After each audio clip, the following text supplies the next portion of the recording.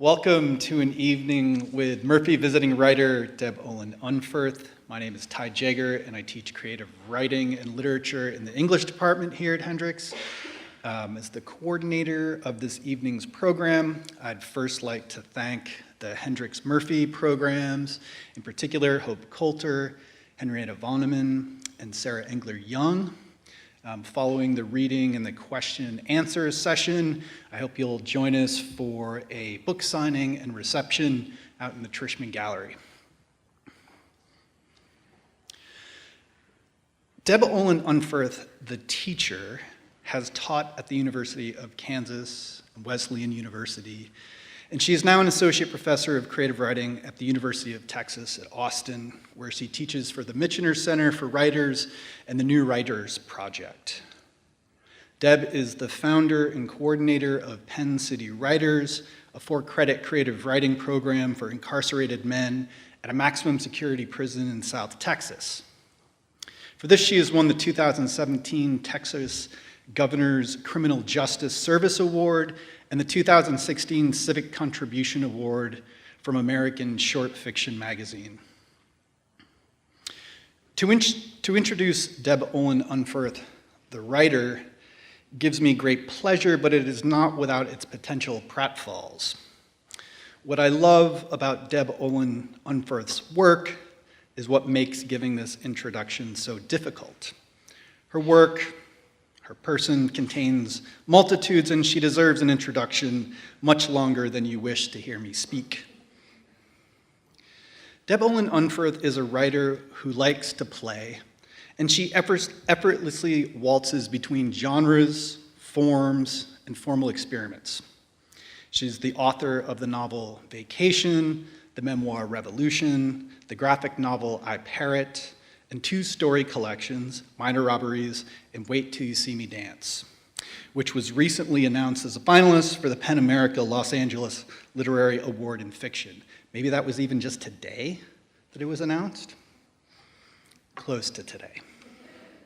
Her stories come in many containers: straight up realist stories, spiraled anxiety-driven meditations, dark stories that turn on humor, humorous stories that turn dark, stories within stories, stories about stories. Unferth writes stories in the form of lists, of synopses, of translations of dirty jokes, of the seconds ticking on a clock. She writes fiction that's veiled nonfiction, and she writes nonfiction that reads like fiction. In Revolution, a memoir about her experiences fomenting the revolution in Nicaragua at the age of 18, Unferth, the writer, plays with the distance between the author self, the narrator self, and the character self.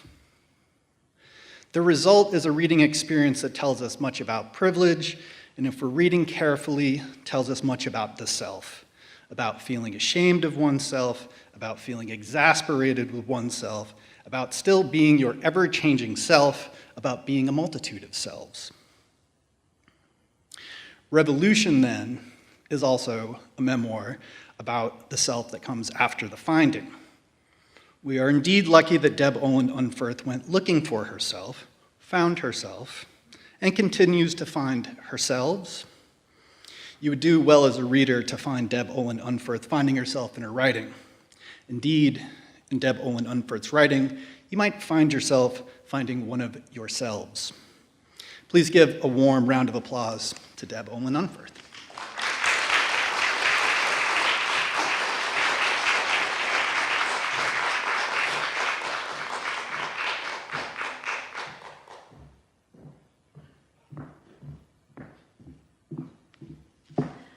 Hi, thanks so much for coming. I have had so much fun these last 2 days here. Hendrix rocks. You guys are amazing.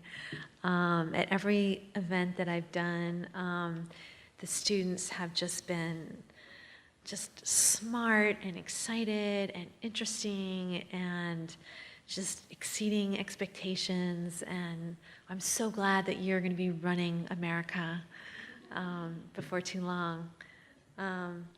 And you're so lucky to have Ty. He is just brilliant, and warm and a terrific writer, and yeah, I'm really just honored to be here. So thanks. Okay, so when I think, was it just today that I was talking about the Penn City writers to the students? Yesterday? So yesterday, I met with a bunch of the students, and we talked about the prison program that I run. And I said, well, maybe I could read something by the guys tomorrow night. And they seemed interested. Is anyone in the room who was actually there? Oh, okay. So people did show up, so I will go ahead and do that. If none of you guys were here, maybe I wouldn't have read anything. So what I'm going to do tonight is I'm going to read first one piece by one of the guys, one of the incarcerated students, and then I'm going to read this takes me about 7 minutes to read, not counting me explaining something in advance. And then I'm going to read a couple shorts out of here that take me about 2 minutes each to read, and then a slightly longer part of a story that takes me like 12 minutes or so. So just so you know. And all right. Okay, so this piece that I'm going to read is by a guy named Joel. He was incarcerated when he was 14 years old and given a capital life sentence, which means that he won't go up for parole for 40 years. His first year and a half that he was in prison, he was kept in solitary confinement because the prison that he was in, it was an adult prison. He was tried as an adult and put in an adult prison, and he was very vulnerable. So anyway, so that's why I'm going to read something by him. He's now 27, I think, something like that, and he's enrolled in my class. And I guess just a couple pieces of information. The story is called Kora, which means heart. And it's about something called a Kora check, which maybe since you guys probably watched, Orange is the New Black or something, you probably know that like a heart check is when people gather together and like beat you up to, just make sure you have heart before letting you be a part of their gang. And the other thing that you might not know is God's Pod. I don't know if you guys know. I mean, for me, like I hear the word God's Pod so often now that I'm always surprised when people don't know it. But inside the prison there is a section. Inside most prisons, there's a section called the God's Pod where the more religious people try to, go there and they attend services and things like that. So those are just the two vocabulary words that you might not have known. So this is by Joel, and it's called Kora. I got baptized 3 days after I got there. I was submerged into a culture with a wayward past and came out a new man. You wouldn't have recognized me if you had seen me the day before. My house was covered with the blood of a slain lamb. Like on Pesach, the dark angel of La Pinta passed over my house. And 6 pairs of fists that baptized me gave me no quarter. My nostril was caved in, and I could never breathe the same after that. It left me a little disfigured. Damn, it looks like we killed somebody in here. The cell was 4 by 12 feet, and it seemed even smaller. No room to run, just enough to get punched down. When they finished baptizing me into the Solano fold, we all looked around, and it did look like a first-class killing. There was blood splattered on the walls like paint on a canvas. I had got knocked out when a fist and the wall used my head like a ping-pong ball. I had hit the floor like a sack of potatoes. But it was funny. I could still hear them talking, even though the circuitry in my brain didn't allow my limbs to function. I tried to get back up quickly, but I just wasn't working. What happened? What happened? Someone yelled. Hold on. I think you got knocked out. I wanted to say, yeah, I got knocked out, but I can still hear you. Finally, after what felt like an eternity, My body reacted to my demands. I got up and realized my mistake when the cell started spinning. I blinked my eyes, trying to get my bearings, all the while thinking, damn, I probably gotta go again. Somebody had told me, hey, they're gonna try to knock your teeth out. Make sure you put toilet paper in your mouth. Well, I didn't have the toilet paper around my teeth anymore. Man, I hope I didn't swallow it. I found my feet and dreaded what was coming, but I can't break. I have to keep going no matter what.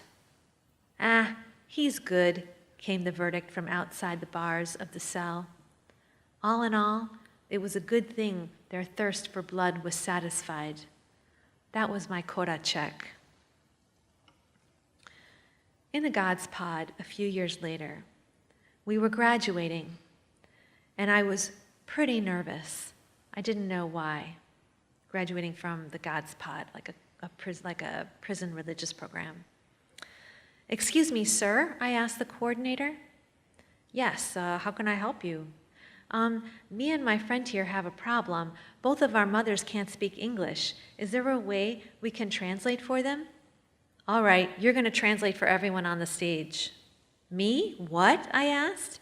Yeah, are you ready? Okay. Damn. I did pretty good considering the fact that it was my first time translating in front of an audience like that. Who knew a translator could make people laugh? I went around with my mother in tow, greeting the other family members that were present. It was weird. All I did was translate, but people were treating me like I had just given a great oratory speech that spoke of the low valleys that are filled with the shadows of death and lifted them to the high mountain of life. I didn't say anything of my own. One family stood out among the rest, one family and one person. My friend's family was the only other family that needed translation, so maybe that was a connection that united all of our spirits that day, like the red heifer on Yom Kippur. When I greeted my friend's family, I went to his father first, and when I extended my hand to greet him, he just looked at me with a huge smile and laughed. I didn't need any translating to understand that language, so I laughed with him. I shook his hand, and the ancient laughter coming out of our bellies made it feel like we were old friends. Next, I shook his sister's hand, but I didn't linger because you're not supposed to be disrespectful like that.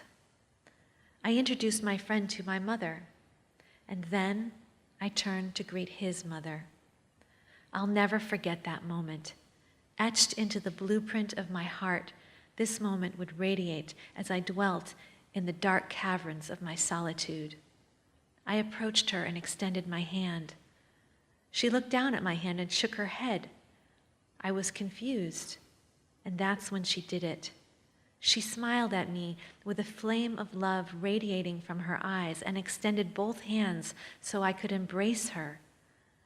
I looked at her with my "I don't understand" expression till it dawned on me like the sun shattering the night early in the morning. She was accepting me without even knowing me.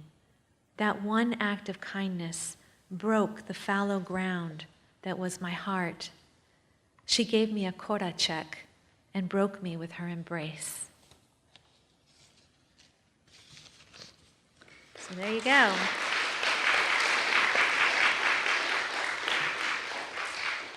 There's Joel. He's pretty good, huh?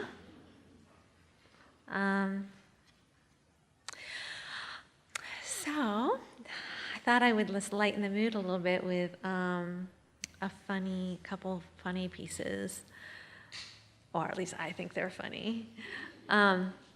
This one is one I thought to read because in one of the classes we were talking about it. I think it was yesterday. I don't know when it was. Yesterday.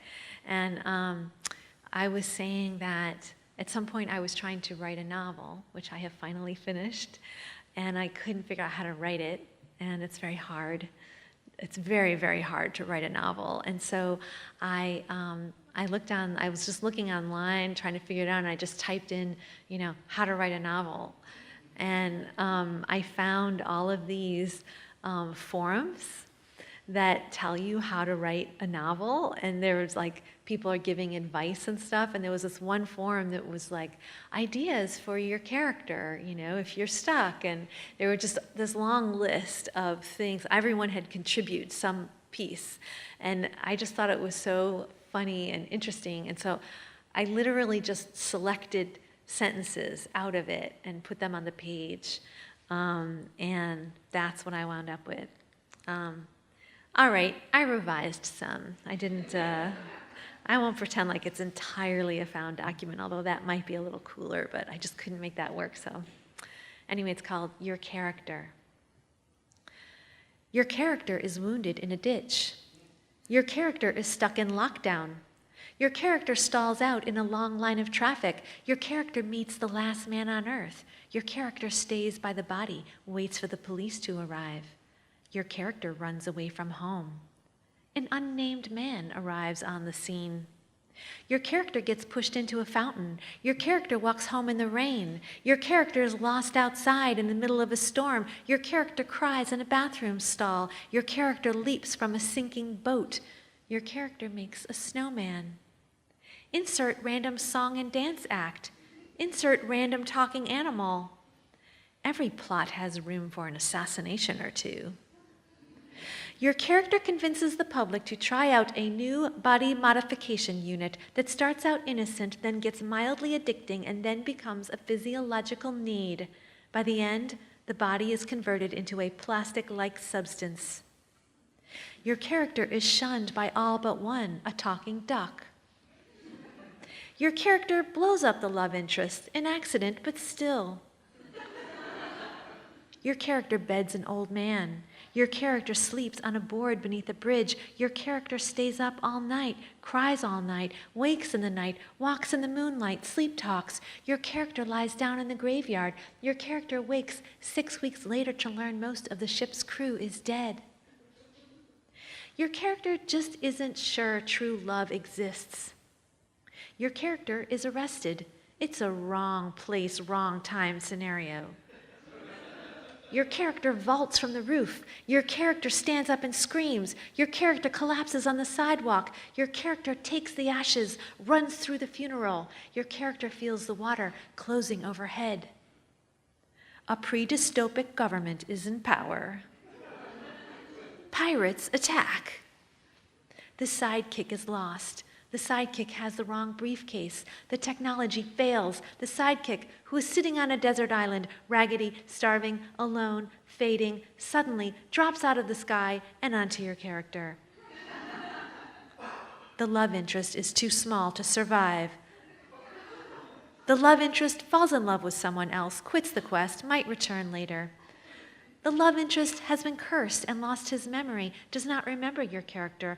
The love interest prays in an ancient temple. The love interest avoids your character at the school dance. Your character just wants a normal life, but that is the only thing under heaven that your character cannot have. Your character dies.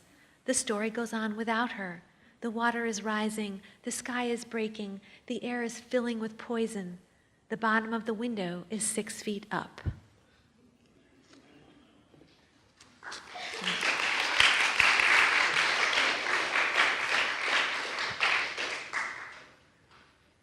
Okay, I'm going to read one more short. This one called Interview. I wrote this because when I went for my interview at the University of Texas at Austin, where I now teach, they asked me a job interview question, and the way that I answered made them all like gasp weirdly. And you know what? I was just so tired of sitting in an interview. That's all that I had to say for myself.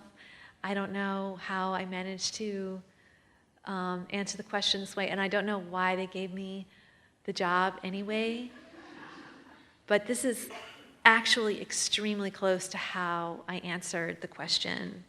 I will say in my defense that I had been going to a lot of job interviews. My husband was at a different university, we were trying to get at the same university, so I had been doing all these interviews, and I was tired, So that's how I defend myself. It's called Interview.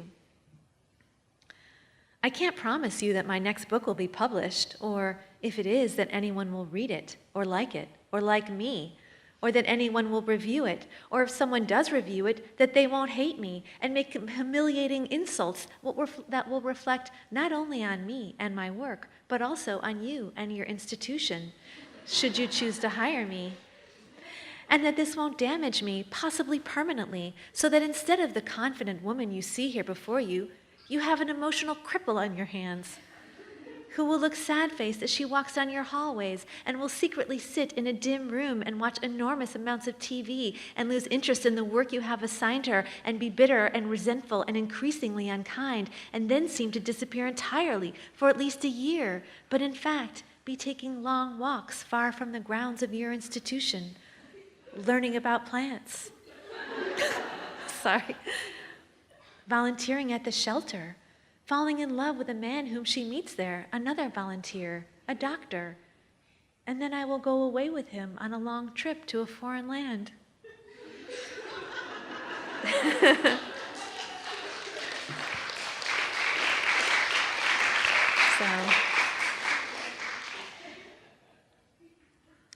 All right, now I'm going to bring the mood back down. So the last piece I'm going to read, I'm just going to read half of this story. It's like I said, it takes me like somewhere between like 11 and maybe at most 14 minutes, maybe a little less, I don't know, something like that. So the whole story takes place in about 15 minutes. That's the only thing, I guess, that I should probably tell you in advance. It's called The First Full Thought of Her Life. Her dream had been to go there. The whole time she was pregnant, each time she imagined it, how they'd all climb the sand dune, how they'd stand in the sun at the top, the breeze, the lake in the distance, the photo they'd bring home of their hands raised in triumph. They'd lost the rental car in the lot and almost didn't make it, found the car, couldn't find the exit, couldn't find the road, found the wrong road, found the right road, arrived finally. The parking lot was half full. The dune was so white it looked like aluminum, a flawless day. The shooter was already in position at that point. The father pulled the visor down and said that a dune is a pile of sand on a parking lot. He said that people wrote books, created myths, invented whole philosophies about trudging uphill in hot sand, the futility of such an enterprise. He said that a glacier dropped this stuff down here and left 10,000 years ago. Sand is unhygienic, full of prehistoric infection. He was out of the car now, frowning into the back seat and attempting to dislodge the baby from her car seat. The little girl said that pee is unhygienic, and the father agreed. But the mother had climbed this same dune as a child, and now she'd brought her own family here, on a mission of making memories for her daughter, hopefully ones as good as the best of her own, and this dune had been among them. You couldn't drive right up to it back then. You hiked a path through sandy woods. None of that was here anymore, but you could still go up and come down, the same sand carried away on the bottoms of your shoes. The shooter was in a silver pickup, 2013 maybe, green license plates, Colorado, first letter Y. The mother and girl walked around the shooter's fender and started up the dune. 3 miles away, a dozen families were waiting for the boat ride, a tour of tiny islands seen from afar. 2 miles away, a dozen families were creating devastation by the pool, pieces of meat and bread, toys that made strange noises, hairpins, smeared ketchup. The shooter's primary weapon lay across his lap, a Bushmaster AR-15 semi-automatic rifle. He also had a 12-gauge sawed-off shotgun for short range if necessary. E had used a 12-gauge sawed-off shotgun. D had used an Intratec 9mm semi-automatic handgun attached to a strap. N had used such an inferior weapon as to be almost adorable, but that was in 1967. L had brought 6,300 rounds of ammunition, which seemed either paranoid or optimistic or like showing off. Y had had a multitude of weapons, an AR-15, a Glock, a Sig Sauer handgun. F and C had had sawed-off weapons 30 years old. They'd had bombs and knives, a real showdown. White sand. The angle was steep. There'd be nowhere to run, and sand is heavy. It would all be in slow motion, Keaton-esque. It was hard to climb in the sand. The mother hadn't counted on that. Halfway up, she paused, stopped to catch her breath, and started again. When they were almost to the top, she stopped again, sat down in the sand. She'd been up half the night again with the baby, and then couldn't fall back asleep. She'd sat on the floor in the bathroom like a drunk. "You go," she said to the girl now. "I'm right here." It was only a few yards, really. Below, the father was walking gingerly toward the dune, arms out as if he were holding a hand grenade, because the baby was alert but not yet screaming. Green cargo pants, a black t-shirt that read "Don't shoot," a black cap bill forward, which he'd now taken off and put on the seat beside him. The shooter spotted the girl, a lone child, staggering, her belly protruding, the sand forming a wave to lift her and gently undulate her higher, the girl and the shooter raising his weapon. Oh, the layers under the surface, he thought, the air pockets, the parallel worlds, the possible futures that could explode out of this moment. Oh, thought some birds going by above, the inaccessible inner lives all around us, the lives we can't imagine, the water world, the dominion of the insects. There is, thought the baby, how time doesn't work the way we think it does, or space either. The scientists have it all wrong, and someday we will know this, or someone will. There is, thought the father, how people think their lives are one thing, but they are wrong. They think they know the world. What entitled, self-satisfied assholes. Ahem. The mother would just like to chime in at this juncture, if all parties have quite finished philosophizing, if she wouldn't be interrupting anything urgent, if everyone isn't too busy. Sure. Did her husband just propose that she has an illusion of certainty? Did he just suggest that she thinks she knows the world? And you, shooter, did you assume you'd be introducing something to this family by flattening the girl out dead and bloody right before their eyes? Well, surely it'd be a shock. In fact, there'd already been a shooter introduced to this family. There had? Her husband, shot as a child in the head. The father below, the one who's afraid of sand, he'd already been shot. Lived anyway. In the head? It had been a break-in. His mother had been unable to protect him, picked off at 5 years old. World is full of danger. And he was fine, the husband? Fine enough. No pituitary gland. Those things don't just grow back like a tomato. To this day, he had to medicate with hormones every night of his life or he'd die. Try looking that one in the face, Mr. Shooter. Well, the shooter wasn't going to go for the head. Jesus, the middle. He'd get her right in the heart. We'll see about that, Mr. Stupid. At the bottom of the dune, another family was arriving. The inside of their car like a circus, ponies and dolls. A tinkling music, glitter, sprayed over the seats, along with other less respectable spills.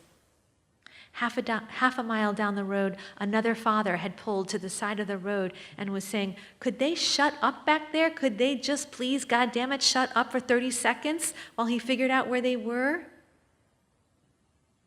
Oh, if he had any notion of the clatter of deaths and broken bodies behind this family.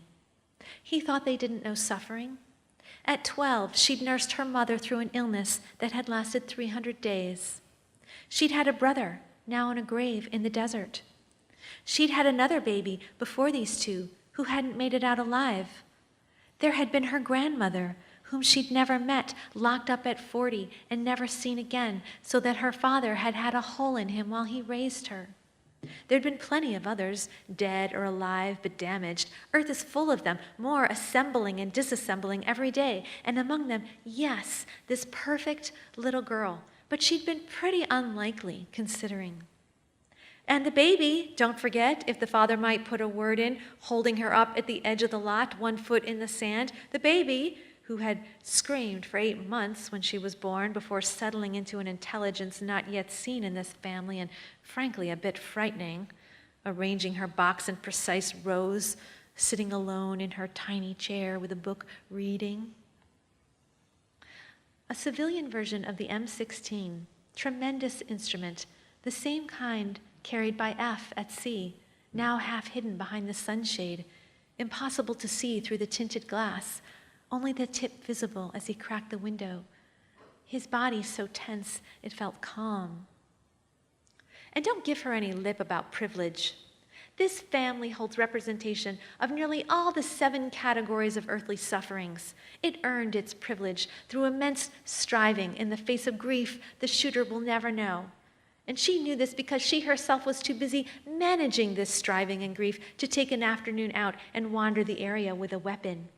Did he think she never looked around and thought, what a bunch of assholes, I'd like to take them all out? That is a particularly unoriginal thought.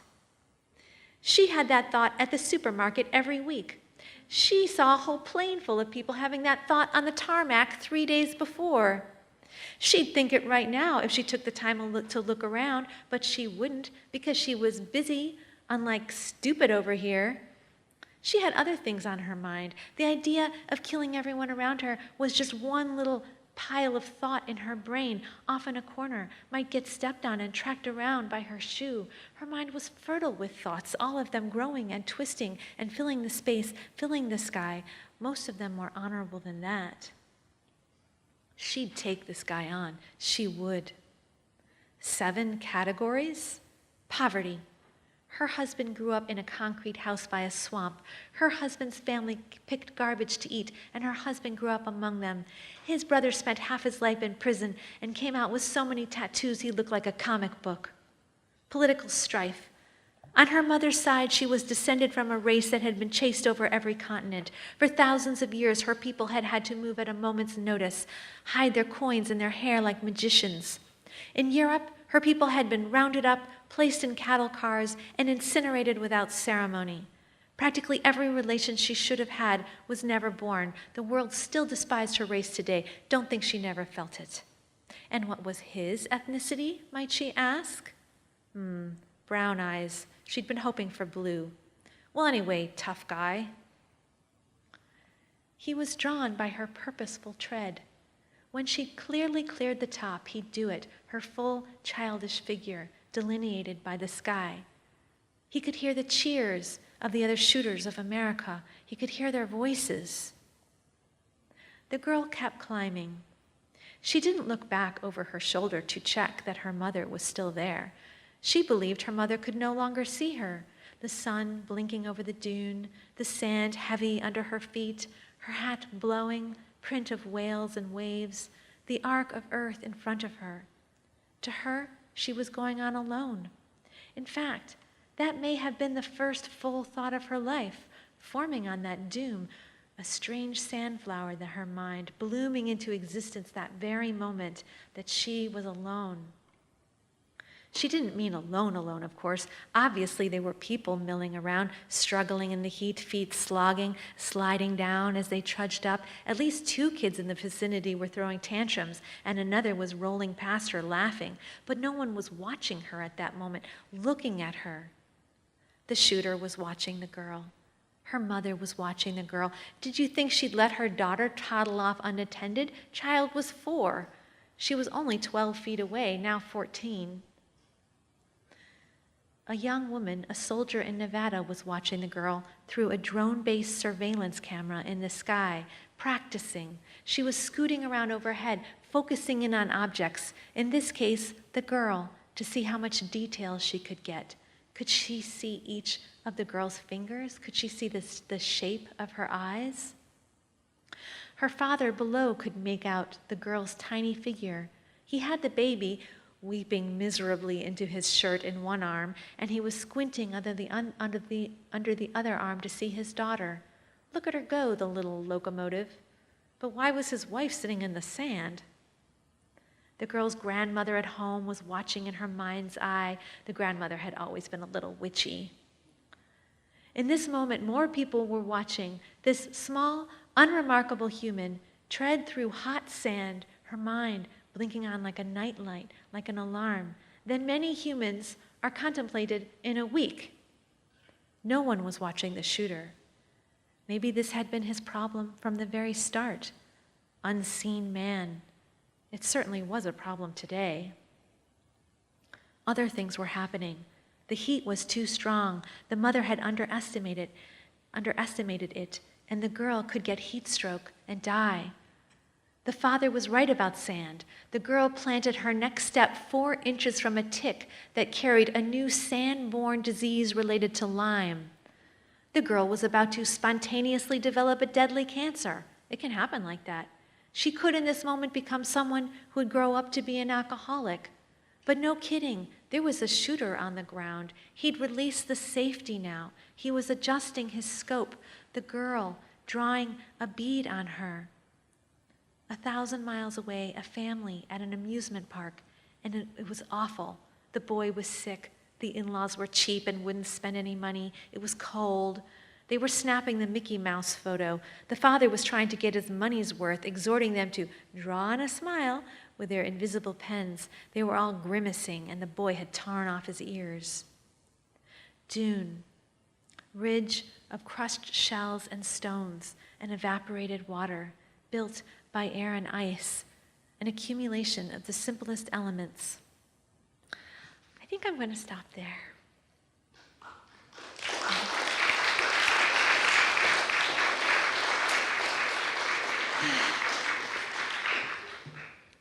I know it's kind of a, but you don't know what happens, so.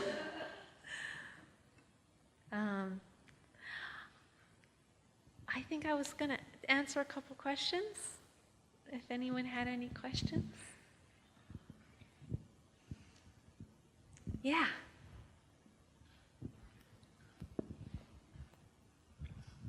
Hi.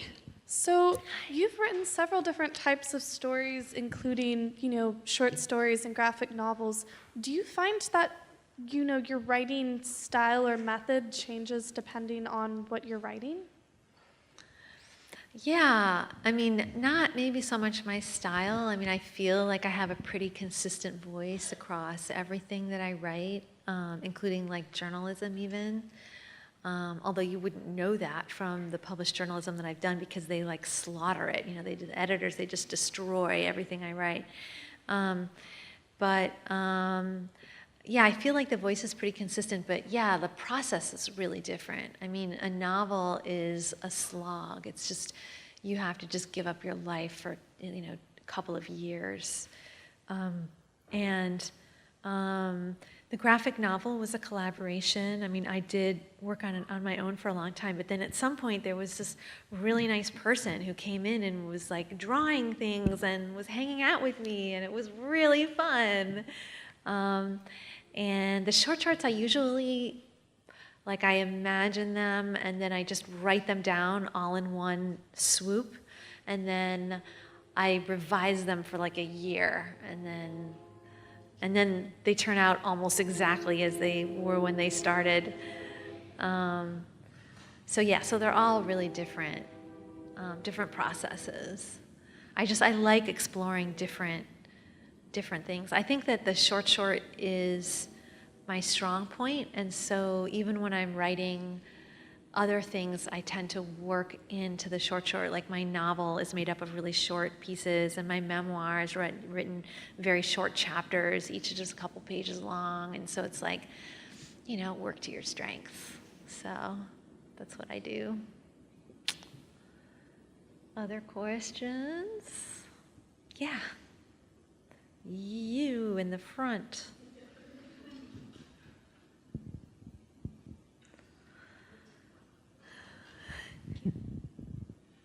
When you're working on a story or a scene, how do you know when you've hit a good place to stop it, to end it?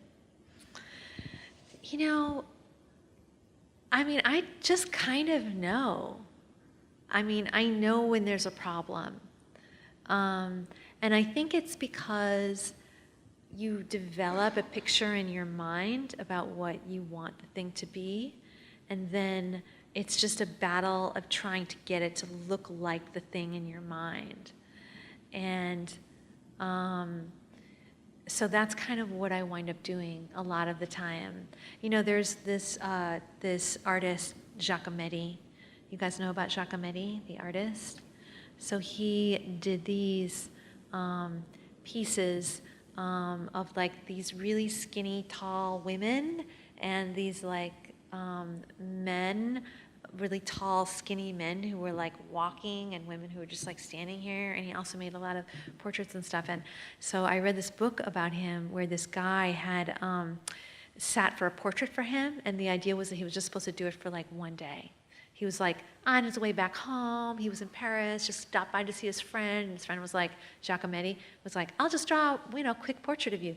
And then at the end of the day, he was like, oh, you have to come back tomorrow. And then he came back the next day, and then at the end he said, you have to come back tomorrow. And then he said, you have to come back tomorrow. And he had to change his flight like again and again. And he was like, and he kept looking at the picture at the end of each change. He's like, it looks exactly the same. Why am I still here? And he was like needed at home, and like his wife was, pregnant, and all this stuff. And he was like, he couldn't leave because Giacometti, the great artist, was like working on his piece. And finally, his Diego, who was Giacometti's brother, came in and said, "Oh yeah, he'll never stop." And he said, when he's making those walking men and stuff, if he's chiseling it, he'll start with this huge slab, so it's going to be like huge thing, but he'll just chisel and chisel and chisel, and it gets smaller and smaller and smaller, and it's on this big, block until finally you've just got like this little tiny man standing there, and then he'll like poke it, and the thing just disappears. So he said that it happened so many times that now Diego would like come in and just grab it and steal it. And so this poor guy, James Lord, he was like, I'm trapped, I'm doomed, what am I gonna do, And Giacometti kept telling him, but you can't leave because it's like, I've got this picture in my head of what I want it to look like, and it doesn't match, you have to stay until I can get it to match, So, I guess what happened eventually was they tricked him. Like they acted like someone was coming to take it away, and they actually did come. The guys came and like removed it with the paint still wet, So, but anyway, I always think about that. If you ever want to read that book, it's called A Giacometti Portrait. It's really good. So I always think about that with regard to my own work. Like I don't have to. I'm not Giacometti. Like but I really, really respect the idea that like you have a picture in your head about what you want it to seem like, and the battle is like, how do I get you to see what I have in my mind? Like how can I get you to hear the rhythm that I am hearing, and the the sounds that I'm hearing? Because it's like the least interesting thing really sometimes is content. It's like it's about how I hear things, that I want to get across. And so, so at some point you kind of have to just be like, okay, take it away. The paint is still wet. Take it away. So that was a long answer too. What was a simple question? Yeah, hi. Yeah, I'm interested in your prison teaching. Sure, yeah. I'd like to know two things maybe about that. One, what difference does it make to you as a writer? And the second is, what difference does it make to those who you teach in prison? So, as a writer, it's been a pretty transformative thing for me. The first time I ever taught in a prison, I was teaching at Wesleyan University in Connecticut, which is a similar sort of setup that you guys have here. That was where I was, that's where I got my tenure and where I sort of came up. And they had a prison program, and it just so happened that around the time that I started there, I suddenly got like really violently disillusioned with writing and just like decided it was stupid and I wasn't going to write anymore. And I got really disillusioned with reading, with all of it. And there I was, a professor, and I just like wasted my whole life. And then I started teaching at this prison and teaching a creative writing class for course credit. And like every story that I brought in just meant so much to them. I mean, they didn't have the internet, they didn't have phones, they didn't have control over the TV or anything. And so it was like every story was so meaningful, and they just found so much like solace and inspiration and like moral direction and like ambiguity and all of these things. And then they were writing stuff that was equally, just to me, really profound, things that I never would have even imagined were things that they were thinking about. And my love of literature and my desire to write just like blossomed under it. I was just so honored to be able to be a part of that. And so then I went to Texas, so my husband and I could be there together. I was actually thrilled to go because I hate the cold and I love big public universities, and I really always kind of wanted to live in the South, and so I was thrilled. But the only thing I was really going to miss was that prison program, and so I found out that they didn't have one, so I decided to start one, and it was like amazing all over again. The guys were not educated the way they were at the Wesleyan School. At the Wesleyan School, it was very competitive to get in, and the guys were enrolled in college, and so it was like, but the guys in Texas, most of them had dropped out of school before 6th grade and didn't really have any good experience being in a classroom at all. And so it was like we all had to figure it out together, like how are we going to make this work? And it's been amazing. Like the guys, I happen to feel like their voices are really important. I think that there are so many just forgotten people, tons of them behind bars, and the incarceration rate in this country has just exploded, and they're still alive in there. Like there's still people trying to live lives, and I feel like they have a lot to say, and so I feel like they're giving something to the world by writing these stories and bringing them out. And they're getting a lot out of it too, because no one's ever really taken them seriously, in terms of education before. And they haven't really had a lot of experiences with any kind of, person who has more power than them, like really just being interested in their education and nothing else. Like the kind of thing that all of us in this room take for granted and always have.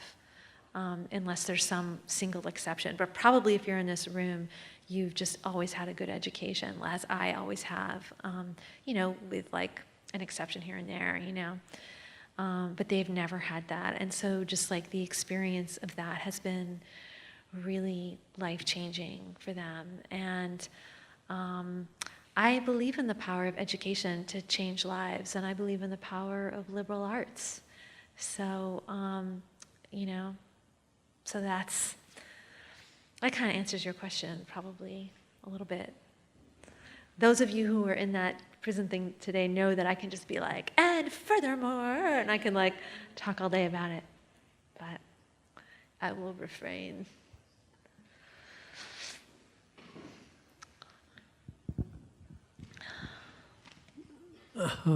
Could you say something about your journey to becoming a writer? Were you always a writer, and where did going off to join the revolution figure into all this? I was not always a writer. I actually never wrote anything until I was 25. I wrote, but like I wrote papers, I was a philosophy major, and I never thought that I would do anything. It never even crossed my mind to write, never even crossed my mind, and to do any kind of art at all. And then I was in a bar, and I was 25, and there was this really cute guy, and I was like, hey, and he was like, hey, and I was like, so, who are you? And he was like, I'm a writer. what about you? And I was like, oh, I'm a writer too. And then I had to like write something. So I started writing to impress this guy. And I swear the first piece that I ever wrote, I was like immediately, it was this weird thing, like I just knew. I was like, whoa, this is what I wanted. Like I know that this is for me. This is what I want to do. And which was a good thing because I mean, I was pretty lost. I had some bad jobs and some, my parents were worried. And so I think that the piece was terrible that I wrote. But I was really lucky because he read it and was like, wow, this is good. I mean, it was so bad. I mean, clearly he just had like romance in his eyes. He just like couldn't see for the love, or lust or whatever. And, but he was like, look, if we're going to be writers, we have to write every single day and we have to read books. And so every morning, he and I lived together for like 3.5 years. And every day we got up and wrote.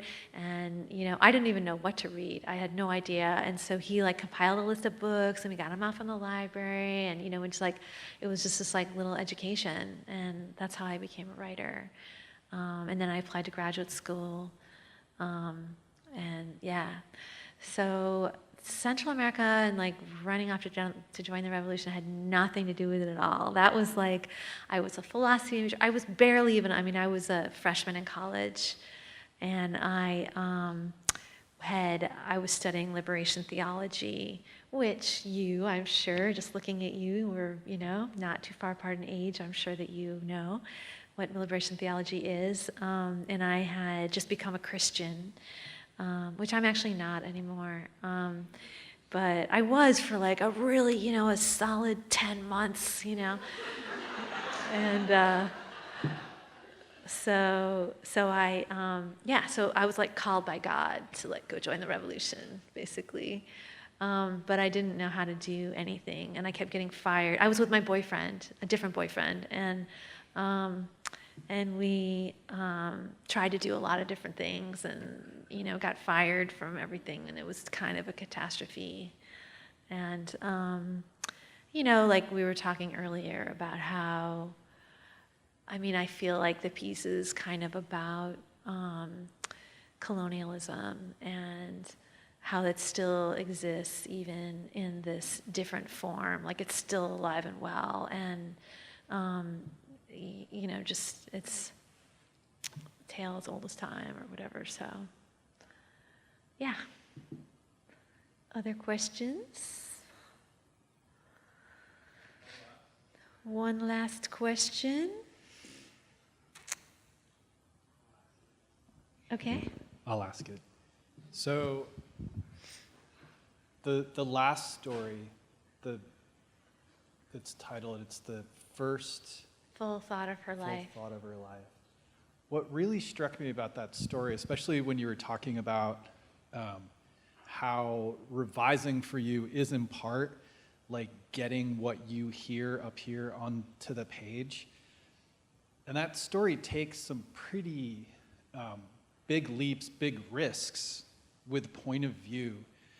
And at times it almost reminded me more of a play than a short story, in the way that like we're hearing characters voice their thoughts, and they're hearing one another voice their thoughts in this really just sort of fascinating way. And I was wondering if you could talk a little bit about how the point of view developed in that story.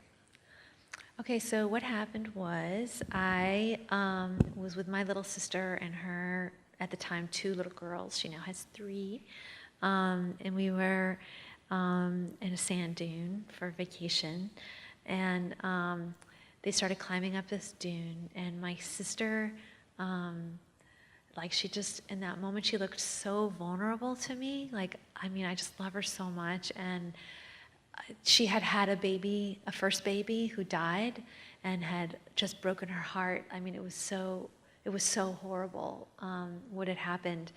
And so to see her just on a vacation, with these 2 girls, like a few years later, there she was, walking up a hill with these two tiny, like one was just a baby and the other little girl. I was so just like happy for her and also terrified for her. Like, what if something happened to one of these girls? Or I just felt so much emotion, probably what like, what like moms feel, when they look at their kids and like, oh, please don't fall down or whatever. So so I wrote a story like that, and then there's a writer who I trade with sometimes, Ben Marcus, who we were talking about. So he and I trade sometimes, and I gave him that story, and he gave me one of his stories, and he was like, this is the most boring thing you have ever written. I mean, seriously, come on. Like what a woman is walking up the dune with her kid, and like, who cares, So I was like, well, I got to raise the stakes somehow, And I admit I was also kind of like, I will show him, And so I added a shooter. But as I was writing, it was like the story felt really static then. Because, it started to feel really static because it was like, okay, she's going up the hill. There's a shooter.